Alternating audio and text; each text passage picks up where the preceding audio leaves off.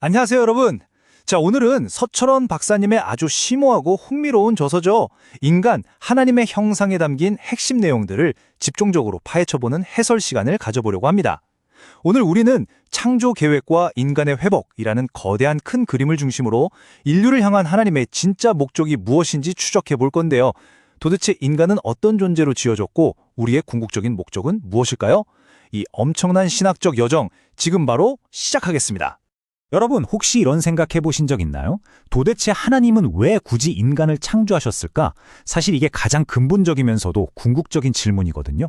저자는 이 질문에 대한 해답이 우연이나 즉흥적인 결정이 아니라 세상이 생기기 전부터 이미 완벽하게 세워져 있던 아주 장대한 창조 계획 안에 전적으로 담겨 있다고 명확하게 못 박습니다. 오늘 우리가 함께 짚어볼 거대한 로드맵입니다. 하나님의 위대한 창조 계획부터 시작해서 성경적 언약, 인류의 반역, 회복을 위한 새 언약, 그리고 창조의 최종 완성까지 이 흐름을 쭉 따라가 보겠습니다. 자, 첫 번째 파트입니다. 하나님의 위대한 창조 계획, 그중에서도 찬양과 임재의 목적에 대해 먼저 들어가 보죠. 그러니까 핵심은 이겁니다. 하나님이 뭔가 아쉬워서 혹은 외로워서 우리를 만드신 게 절대 아니라는 거예요.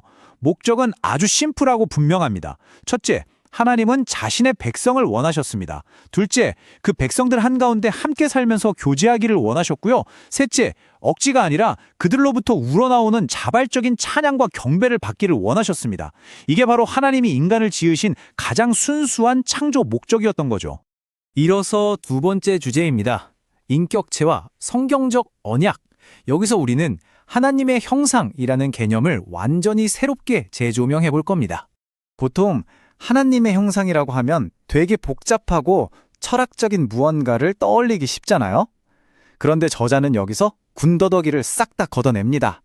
정말 성경적으로만 보면 하나님의 형상은 하나님과 관계적 언약을 맺을 수 있는 인격체, 즉 하나님의 인격적 반사체로 창조되었다는 걸 의미한다는 겁니다.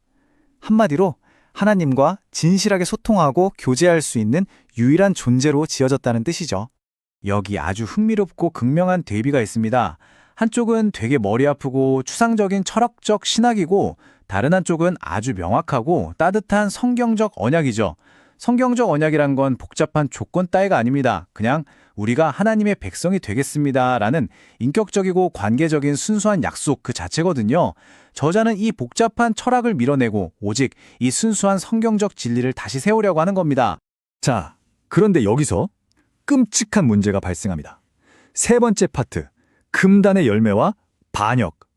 그 아름답던 언약이 산산조각 나는 순간이죠. 우리가 흔히 선악과를 무슨 신비한 지식을 얻게 해주는 마법의 사과처럼 생각하잖아요. 사실 전혀 그게 아니었어요. 이건 오직 하나님만을 왕으로 섬길 것인가를 확인하는 아주 명확한 충성도 시험이었습니다. 그러니까 지식을 원해서가 아니라 선이신 하나님을 섬기기를 거부한 것, 그 거부 자체를 바로 악이라고 정의하는 겁니다. 진짜 충격적이지 않나요? 아담은 결국 유혹에 넘어갔습니다. 하나님의 백성으로 안전하게 머무는 대신 자기가 스스로 주인이 되는 자율상을 탐낸 거죠. 하나님을 거부한 이 치명적인 선택에 대해 서철원 박사님은 이렇게 경고합니다. 죄는 첫 번째 반역의 생활이 체계화된 것이다. 자율성을 핑계로 한 그 단 한 번의 반역이 바이러스처럼 퍼져서 인류 전체의 삶의 방식을 완전히 오염시키고 체계화해버렸다는 뜻입니다. 하지만 다행히도 이야기는 절망으로 끝나지 않습니다. 네 번째 주제, 회복을 위한 새 언약. 하나님이 친히 죗값을 치르시는 가슴 벅찬 파트입니다. 이 전체적인 구속의 흐름을 한눈에 쭉 살펴보면 정말 소름이 돋습니다. 밝게 빛나던 원래의 창조 계획이 반역이라는 새빨간 위기를 맞이하죠. 하지만 거기서 멈추지 않고 하나님이 직접 엄청난 대가를 지불하시면서 마침내 눈부신 회복으로 이끌어 가시는 이 완벽한 서사를 보세요. 정말 압도적입니다. 곰곰이 생각해보면 진짜 말도 안 되는 일입니다. 인간이 먼저 일방적으로 약속을 깬 거잖아요. 그런데도 하나님은 반역한 자기 백성을 버리지 않으십니다. 오히려 하나님 본인이 직접 그 고통스럽고 참혹한 죗값을 대신 지불하십니다. 망가진 인간을 다시 회복시키겠다는 그분의 강렬하고도 집요한 사랑과 의지를 보여주는 대목이죠. 자, 이제 이 대서사시의 클라이맥스입니다. 다섯 번째 주제, 창조의 최종 완성, 그 궁극적인 목표에 도달했습니다. 오늘 다룬 내용의 핵심을 명확히 정리해 볼게요. 결국 하나님이 하시는 모든 사역의 중심에는 철저하게 인간의 회복이 자리 잡고 있습니다.